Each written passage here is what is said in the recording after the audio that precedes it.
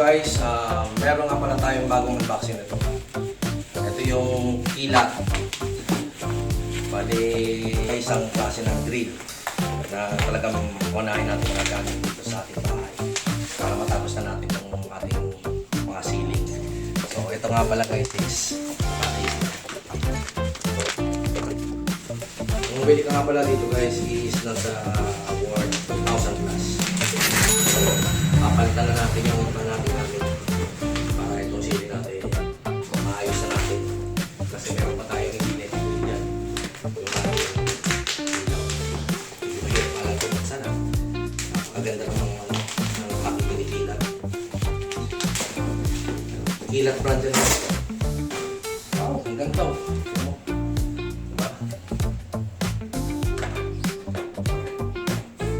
cordless.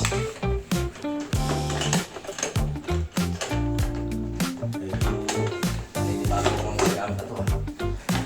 Cordless dito siya. Oh, malalaglag pa yata. Meron siyang manual na hindi binabasa. Tapos, 4-in-1 na nito guys.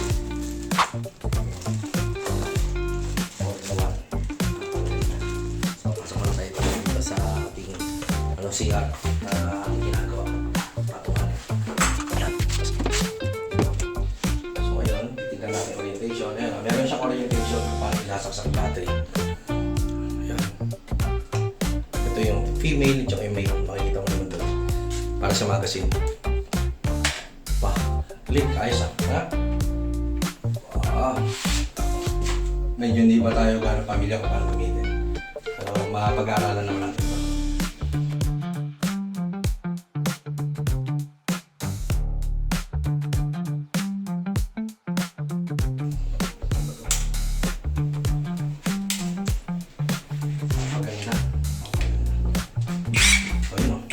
Pala yung pinaka-main switch niya.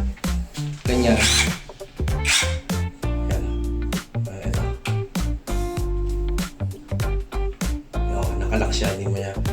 Kaya hindi ko mabuksan kanina. So ngayon, ito, pipindutin mo lang itong button na to. Ito. Pop.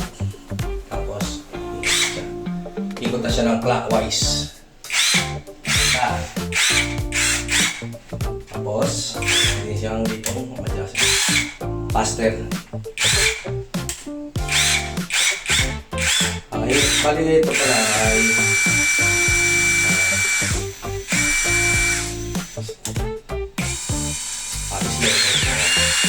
okay, maganda. Tapos ma-adjust mo rin siya dito. Meron siyang setting 1, 2, 4. Medyo pwede pa dito. Nakakatuwa dahil nakakaganda guys. So ano pa ba yung mga freebies niya? Tingnan natin kung ano pa meron dito. Ito, hindi na akong problema kasi may kasama na rin isang drill bit. Mai-re-repeat na natin yung mga yan. So, susubukan na natin ito guys. Ano pa ba meron dito? Ito yung sinasabi nilang nilalagay dito. Nilalagay na dito guys.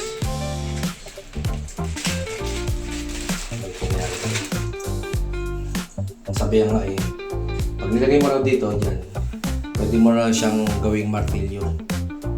Pampupukpuk mo. Sino ba naman gusto gawing pampupukpuk eh, gaganong mo? Diba? Sayang naman. Handy lang siya. Napakagandang gamitin handy. So, makakano.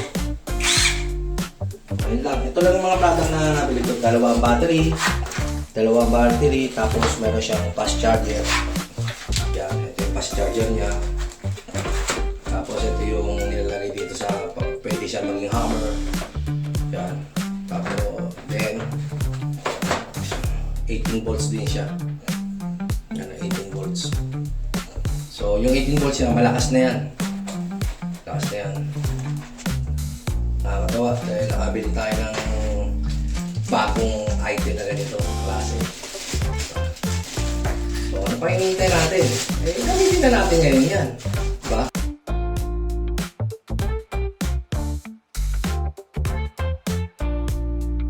Diba? So, So guys, sabi ko lang, bumili na kayo ganito. Dahil handy siya, madaling hawakan, tapos hindi gano'ng kabigatan, madaling gamitin. Kasi yung may cord, pagka pumunta ka doon sa mga lugar na mga site na walang kuryente, mahihirapan kayo gamitin. Kaya yun yung paraan kung bakit ako bumili ng cordless. Dahil kahit sa ako magpunta, bitbitin ko to, hindi ako problema. Mag-ayos ako ng motor, mag-ayos ako ng kesame, magawa ako ng sampayan, at mag-ayos ako ng mga pinto. So, wala na akong problema. Dahil bitbit ko na to, hindi na ako makikisaksak doon sa ating mga pupuntahan.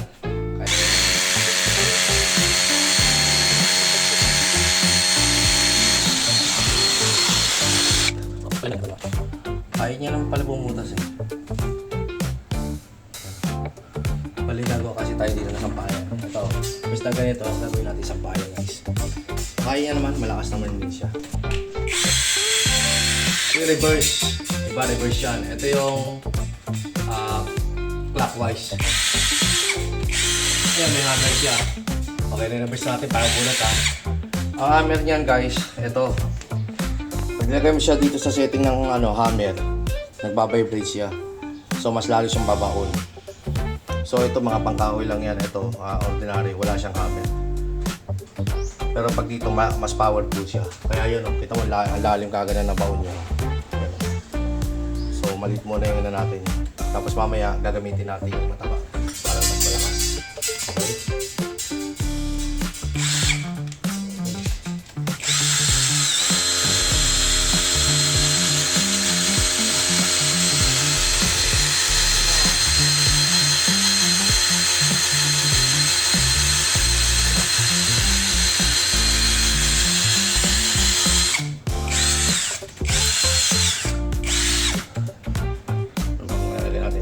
Lagyan natin sa port. Setting number 4. Yan. Para mas mabilis-bilis. Okay?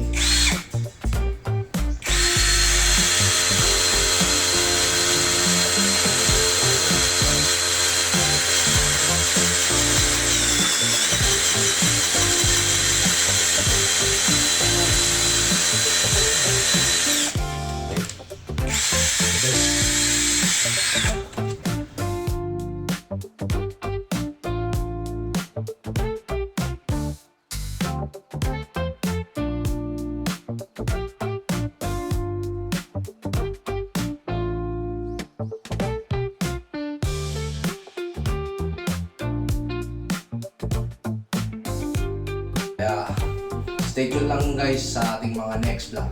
Thanks for watching from Landre Motovlogs.